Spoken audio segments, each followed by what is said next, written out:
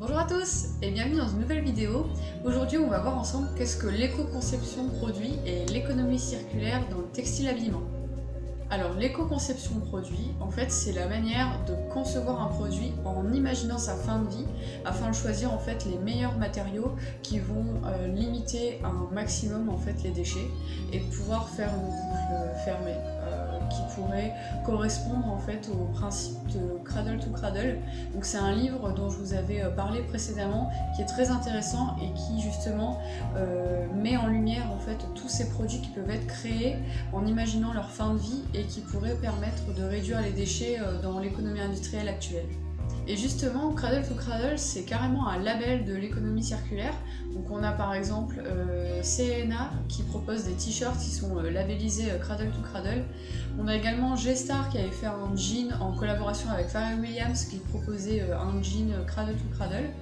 Et on a aussi un fournisseur qui est basé en Inde qui s'appelle Dye-Star et qui propose lui des teintures pour vos vêtements, enfin plutôt en tant qu'acheteur du coup, qui propose des teintures 100% Cradle to Cradle. Et en fait, plus précisément, cette certification Cradle to Cradle, c'est quoi? En fait, c'est un label qui va vérifier sur votre produit différentes choses, par exemple l'équité sociale, la bonne gestion de l'eau lorsque vous créez votre produit, la bonne gestion également des énergies, que ce soit l'électricité, les produits chimiques qui sont apposés sur le produit et également toutes les consignes de réutilisation du produit, sachant qu'il faut qu'il y ait vraiment le moins de déchets possible pour que le produit soit labellisé Cradle to Cradle. Sur le site, si vous avez envie d'aller faire un tour, vous tapez Cradle to Cradle sur internet et vous voyez toutes les enseignes dans plein de secteurs d'activité différents. Moi je parle du textile habillement, mais on a aussi le textile de maison, on a vraiment plein de trucs, les meubles, la literie, l'électricité. On a vraiment plein de produits sur lesquels on peut appliquer ce label. Du coup, si vous avez envie d'acheter un produit certifié Cradle to Cradle, vous pouvez directement aller voir, il y a la liste des enseignes et il y a directement les produits qui sont cliquables sur le site pour voir vraiment comment ça se passe au niveau de la certification, etc. Lors de mes recherches, j'ai trouvé un deuxième label de l'économie circulaire. C'est une start-up qui est basée à Paris et qui s'appelle Circulaire. Et en gros, en fait, c'est deux jeunes qui ont fait le tour du monde de l'économie circulaire afin de rencontrer toutes sortes d'initiatives basées vraiment sur le concept de l'économie circulaire, situées en industriel, que ce soit dans l'alimentation, dans la gestion de l'eau, la gestion de l'électricité, dans le textile habillement. C'est une start-up qui rassemble toutes ces initiatives et qui essaye justement de faire monter en compétence toutes les entreprises internationalement sur diverses problématiques liées à l'économie circulaire, puisque c'est compliqué de faire de l'économie circulaire aujourd'hui et il faut savoir qu'une entreprise a peut-être déjà la solution à un problème dans un pays A et on a une autre entreprise dans un pays B en fait qui n'a pas encore trouvé la solution. Et cette start-up, ce qui est cool, c'est qu'elle permet vraiment de faire le lien entre celle qui a déjà trouvé la solution au problème et celle qui est en train de la régler. Du coup ça fait gagner du temps pour tout le monde et le but voilà, c'est de dépolluer les eaux. En tout cas c'est ce que revendique la start-up et c'est les raisons pour lesquelles elle a été créée. C'est vraiment essayer de trouver des solutions pour dépolluer les mers en fait du monde.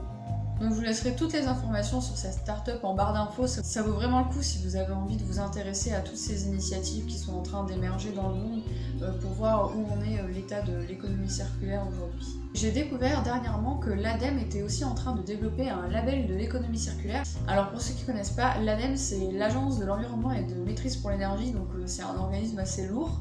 Et là j'ai vu qu'ils étaient en train de développer justement ce label de l'économie circulaire de janvier à maintenant et ça aurait dû sortir. Bon là c'est toujours pas d'actualité, mais je pense que c'est vraiment en cours en ce moment et on va vraiment avoir un nouveau label qui va sortir incessamment sous peu, donc il faudra rester connecté. Si vous êtes une marque et que vous avez envie d'avoir ce label, ça pourrait peut-être être intéressant de se rapprocher de l'ADEME. Donc concrètement, l'économie circulaire et l'éco-conception d'un produit textile, ça en est où? Et quelles sont les marques et les enseignes qui créent des produits Cradle to Cradle. Donc moi j'en ai trouvé une qui est vraiment pionnière, c'est une marque qui s'appelle Freytag. Je sais pas si vous connaissez, mais en gros eux ils ont trouvé une solution incroyable pour proposer un pantalon en lin complètement biodégradable. Ça veut dire que votre pantalon, vous le mettez dans la poubelle ou vous le jetez dans le jardin, il peut se biodégrader complètement. Donc pour la composition, c'est fait en lin et en chanvre, c'est 80% de lin et 20% de chanvre. Tout le produit est fabriqué en Europe. La seule chose qui n'est pas en fait biodégradable, c'est le zip et le bouton. Et Et en fait, pour le bouton, ils ont trouvé la solution, c'est qu'en fait, il faut le renvoyer à la marque pour que la marque puisse le réutiliser dans de nouveaux pantalons. Et ce pantalon est dispo sur le site de Freytag en 3 coloris au prix de 190 €. Et en fait, l'avancée technologique qui pourrait proposer des produits 100% biodégradables, qui soient 100% dans un cercle virtueux de l'économie circulaire, c'est encore quand même compliqué vraiment de trouver des marques qui proposent ça. Aujourd'hui, moi, ce que j'ai trouvé, c'est quand même des fournisseurs qui vont proposer des alternatives intéressantes. Donc on a Lenzing qui va proposer un lyocell qui va se recycler à l'infini. Donc ça peut être intéressant aussi. Et pour pousser la recherche, on a une belle initiative par H&M, en fait, qui fait un concours qui s'appelle le Global Change Award.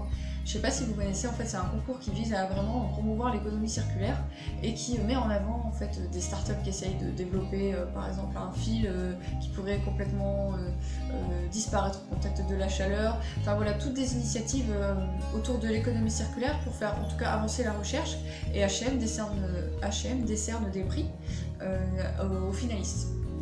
Donc il y a vraiment plein de startups qui sont en train de créer, en tout cas la mode de demain. On va avoir des teintures à base d'algues, comme je vous l'ai dit, les fils thermosolubles en polyester.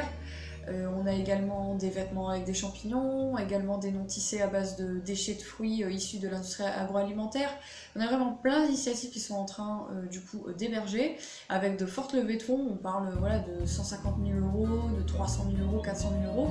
C'est quand même assez intéressant. On se dit finalement que demain ces entreprises, lorsqu'elles auront déployer en tout cas leur solution, quand la solution sera commercialisée, ça pourra vraiment révolutionner en tout cas l'univers du textile et de la mode.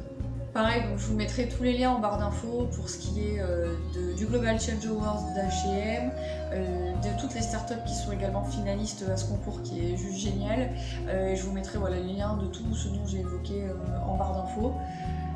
Écoutez, pour moi la vidéo est terminée, j'espère qu'elle vous a plu, que vous avez un peu plus compris ce qu'était l'éco-conception de produits dans le domaine du textile habillement et de ce qu'était l'économie circulaire en général. Si vous avez des questions, n'hésitez pas dans les commentaires. Si vous avez aimé, likez la vidéo, n'hésitez pas à partager s'il y a des gens qui pourraient être intéressés par le sujet.